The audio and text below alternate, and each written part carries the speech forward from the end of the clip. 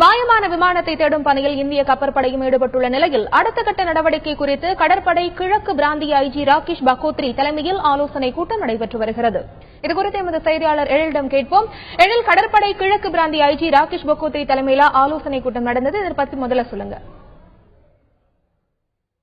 ஏன் 32 ரக விமானம் இந்திய விமானப்படைக்கு சொந்தமான இந்த விமானம் மாயமானதை அடுத்து தற்போது இந்திய கப்பற்படையினுடைய கிழக்கு பிராந்திய ஐஜி ராகேஷ் பகோத்ரி தலைமையில் தற்பொழுது ஒரு அவசர ஆலோசனை கூட்டம் கூட்டப்பட்டு கப்பல் படையினுடைய அதிகாரிகள் எல்லாம் தற்பொழுது ஆலோசனை கூட்டத்தில் ஈடுபட்டு தற்போது அந்த ஆலோசனை கூட்டம் தீவிரமாக நடந்து கொண்டிருக்கிறது.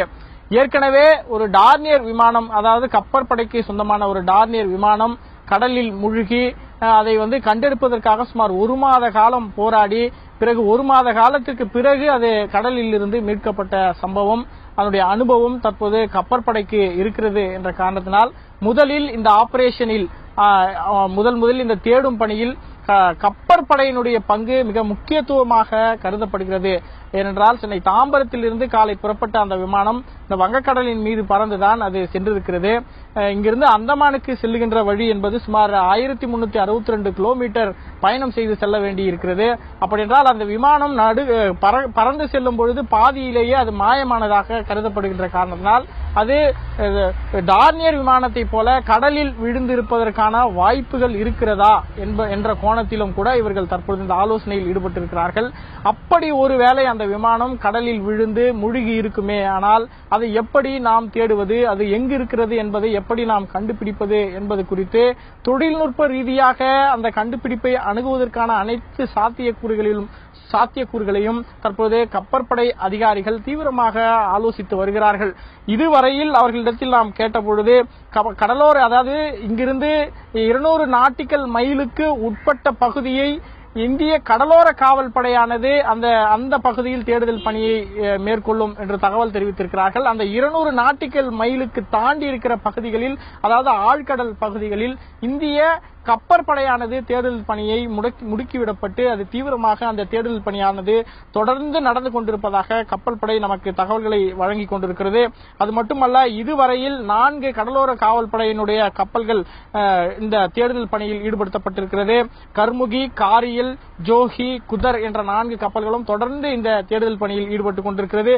அது மட்டுமல்லாமல் ஒரு டார்னியர் விமானம், அத்துடன் P-81 என்று சொல்லக்கூடிய ஒரு விமானமும் தொடர்ந்து தேடுதல் பணியில் ஈடுபட்டு வருகிறது. இது முந்தைய தகவலாக இருந்தாலும் தற்பொழுது வரை கூடுதலாக மீண்டும் இந்திய விமானப்படைக்கு சொந்தமான 4 விமானங்களும் இந்த தேடுதல் பணியில் ஈடுபடுத்தப்பட்டிருக்கிறது. அந்தமானிலிருந்து 3 ஹெலிகாப்டர்கள் இந்த தேடுதல் பணியை தொடர்ந்து நடத்தி வருகிறார்கள். அது மட்டுமல்ல, அண்டை நாடுகளுடைய உதவியை இந்தியா நாடியிருப்பதாகவும் தகவல்கள் வந்திருக்கிறது.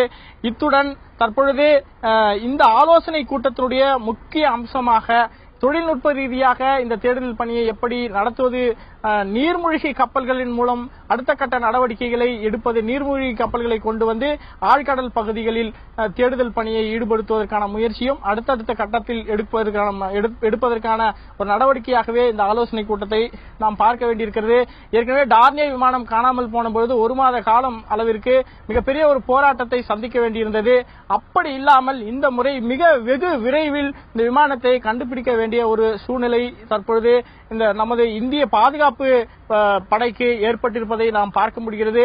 ஏனென்றால் டார்னியர் விமானம் கடலில் முன்பு விழுந்தது போது இந்தியாவினுடைய பாதுகாப்பு அம்சமானது மிகப்பெரிய ஒரு கேள்விக்குறியா என்பது போன்ற ஒரு நிலைமை மாயை ஏற்பட்டிருந்த நிலைமையில் மீண்டும் இந்திய விமானப்படைக்கு சொந்தமான ஒரு விமானம் தற்போது மாயமாகி இருப்பது மிகப்பெரிய ஒரு அதிர்வலையை மட்டுமல்ல, இந்தியாவினுடைய அந்த பாதுகாப்பு அம்சங்கள், பாதுகாப்பினுடைய உறுதித்தன்மை எப்படி இருக்கிறது என்பதை ஒரு கேள்வியை முன்வைக்கின்ற வகையில் இந்த விமானத்தினுடைய மாயமான நிகழ்ச்சி பார்க்கப்படுகிறது.